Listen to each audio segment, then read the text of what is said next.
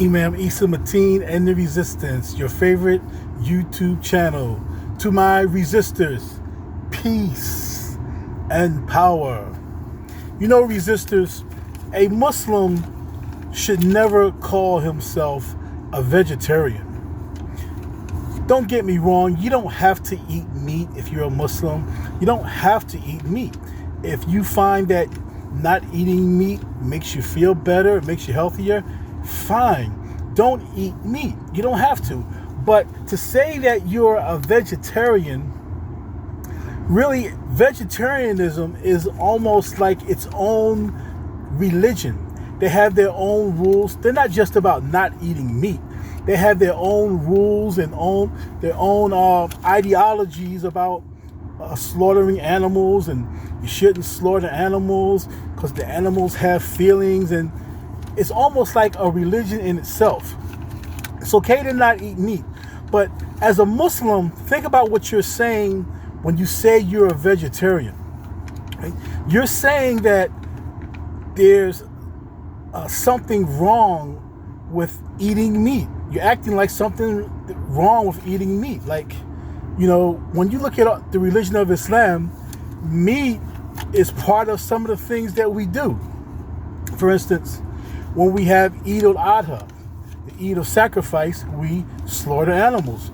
On the Hajj, you know, we slaughter animals. When we have a child, when a child is born, we celebrate, or we thank Allah by slaughtering an animal.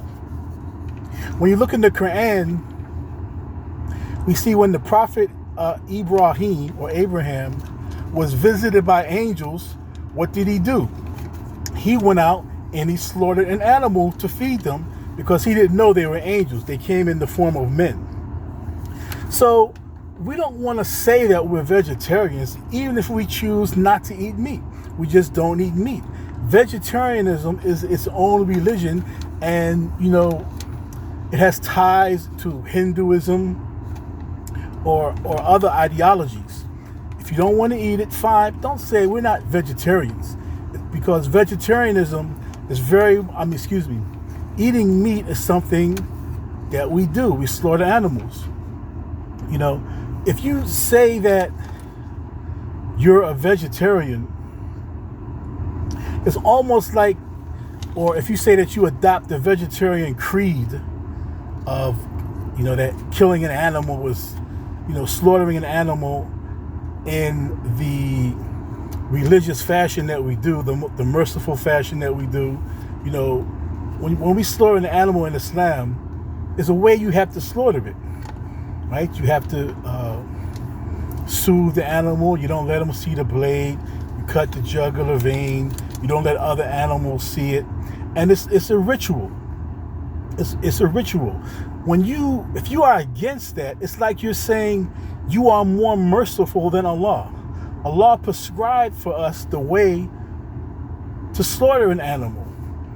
And when you say that you're against that, it's like you're saying you are wiser than Allah and you are more merciful than Allah.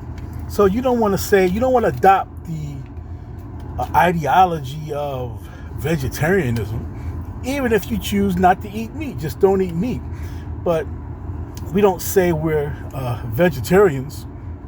You know, and also you have to be careful, because it'll put you on the defensive. You know, if you're trying to defend the rituals of your religion. This is what I mean. For instance, there's this scholar, so-called scholar. I guess he's a scholar that you love. You guys love this scholar. You know, he's so fluent in Arabic and so fluent in quoting hadiths and Quran. But you love this scholar, and he lied on the Prophet, peace and blessings be upon him. This scholar said that the Prophet Muhammad, peace and blessings be upon him, was a vegetarian, or he became a vegetarian later in life. So this scholar felt the pressure of apologizing for his religion.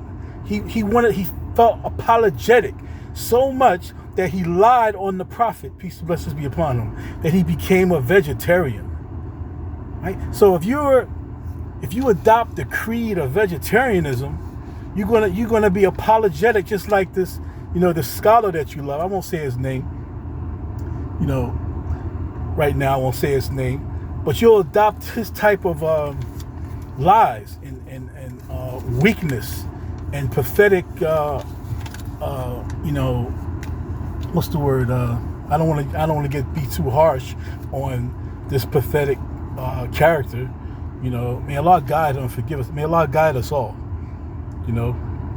So a Muslim shouldn't say that they're a vegetarian. If you really understand what vegetarianism is, it's a whole nother ideology. They have books on it and everything. They have rules and different types and different levels. And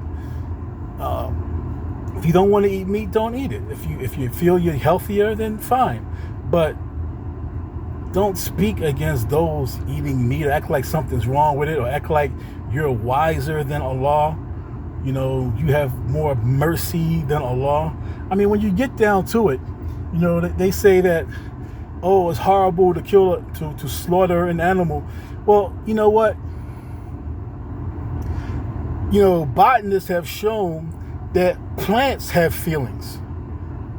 Botanists have shown, they've demonstrated that plants have feelings, and that plants actually help other plants in need.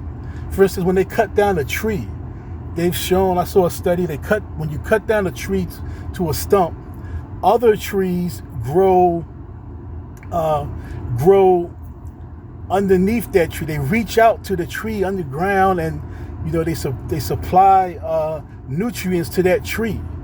Almost like they feel bad for the tree, or they see that the tree is in distress. So they've been studies to show that plants have feelings.